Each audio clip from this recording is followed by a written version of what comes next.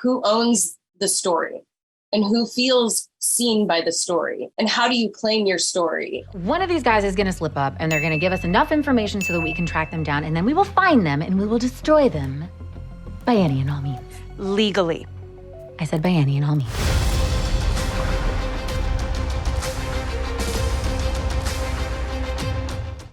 It was really fun after seeing the totality of the season to go back and rewatch the pilot and just see how different you portrayed Jen in those early stages. And I'm curious how different you think, what the biggest difference is from when you first started playing her to where she ended up. Yeah, that's a great question. I mean, I feel like innately your body starts to respond as an actor to having played a character for an amount of time. There's a settling in, there's a sense of like knowing who you are. And I think for this character, that actually really is true of who she is as well. Like, she's stepping into this world kind of blindly and with like a lot of resistance and a lot of like, I don't know how I fit into this. I don't know if I fit into this. And so to me, it felt like a natural thing to sort of just embrace where I was at in terms of like, as an actor stepping into the Marvel world.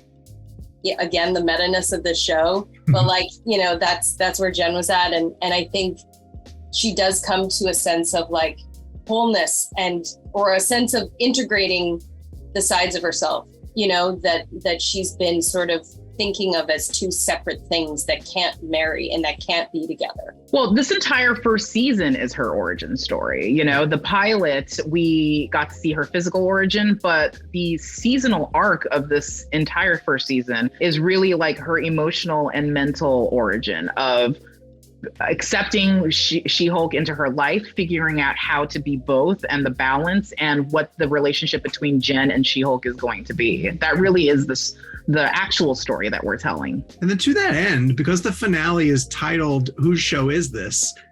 It's like the obvious answer is Jen, but like the show is so meta and clever that I'm wondering if there's a trickier sort of answer to that. Yes, I mean, it is tricky because there is no straightforward answer. You know, depending on who you ask, some people might say it's Jen, but other people might say, well, I mean, if KEVIN is controlling everything, then it really is his. And I do think that it is very reflective of what it's like to make a TV show at Marvel Studios.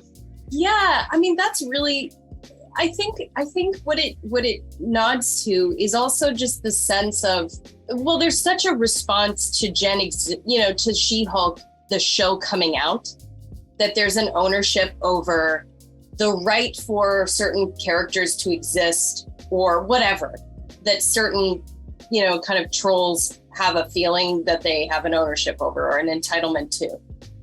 So the proposing of like, whose show is this? I do feel like this show invites people in who aren't necessarily Marvel fans or who don't necessarily haven't always felt like a place in that universe. It's an outsider character.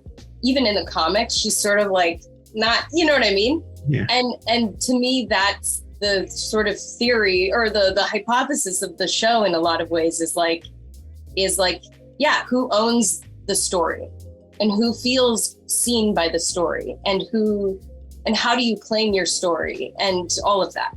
And the answer should be all of us. All of us. It belongs to all of us. Just enjoy it. Hey, is everything okay? What the hell, you guys? What kind of stupid finale is this? There is something really special about the Burbank lot and seeing She-Hulk walk around the Disney lot. It just sort of gives me goosebumps. Do you feel pretty special when you're able to sort of visit that location and walk around?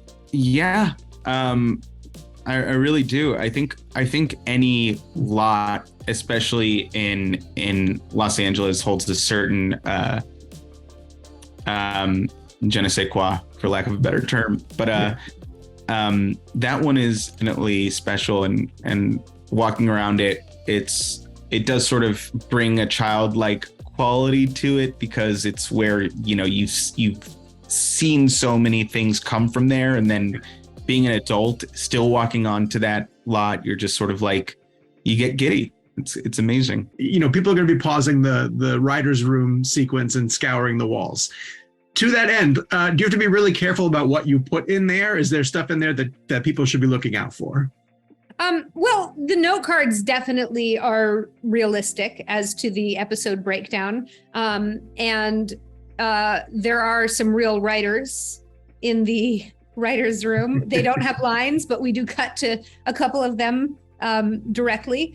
There's so many Easter eggs. I mean, the whole thing is an Easter egg because we actually shot it at the Disney lot. And so as soon as she busts through that menu, we are living in an Easter egg. Yep. And that was something that was really important to me. I was like, to make this concept work, when she breaks out of the menu, she has to be in reality. And that reality should be the real Disney lot. And so everything you see there is pretty real. You and Charlie obviously have such incredible chemistry. Are you prepared for the tidal wave of memes that will be coming from Jen and Matt shipping, essentially? Yeah, I mean, I love it. If you could feel it on the day that these two characters like somehow work together, like they somehow made sense. They have I don't know, they irritate each other and also, are attracted to each other in a classic sort of rom-com way. Yeah. But also to see Charlie bring the kind of level of play and goofiness that he did to that character, it's just so it's just the best thing to experience. And of course you fall in love with him. I love his hero landing in the finale. And then you're just like, you missed it all. It's over. Yeah, into a grass field where everyone's sort of wrapping up. And I mean, it was immediate. And as someone who comes from rom-coms, it's you can't direct chemistry. So you have to rely on your actors bringing it. And it's what makes or breaks, movies, episodes that are driven by chemistry. The little secret is that I think those actors have good chemistry with everybody. Tatiana and Mark had amazing chemistry. It's because they're just such great actors. So earlier in this season, we got to see Emil Blonsky, of all people, get redeemed and show a nicer side of himself. Is Todd redeemable? Can he ever reform his ways? He could. I don't think he's going to. No. No. I think I hopefully he gets worse. Really? Oh, that's the path you'd like to see him go down? I think villains should always get more villainy, I think that's sort of the vibe that no one liked Todd. I think people are asking for the kind edit for Todd. So let's lean into it, Fair enough, man. That's the way to go. Yeah.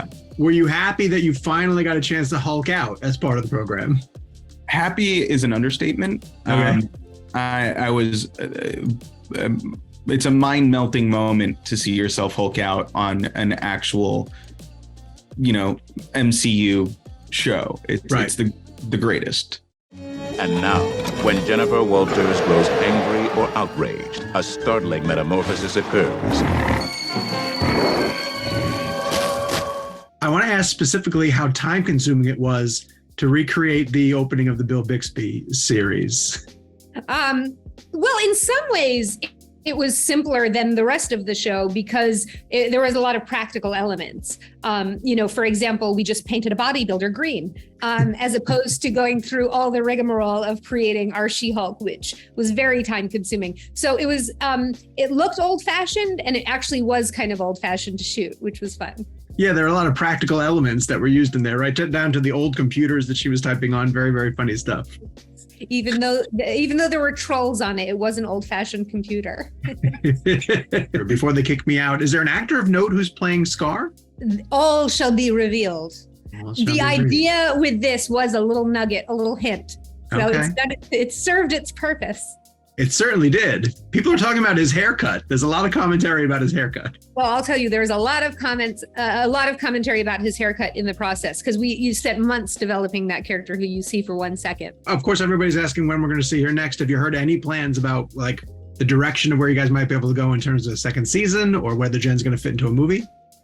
How I feel about all of this at this very moment is how my friends with kids have described having their first child, which is you have your first baby and then everybody starts asking, when are you going to have your second one? And they're all like, I literally just gave birth and I'm in the delivery room still recovering. And that's all I can think about right now. And that's how I feel. All right, fair enough. I'll let you have that time to enjoy the ride and appreciate the time with the fans and your firstborn. And I appreciate your time, Jessica. Talk to you soon.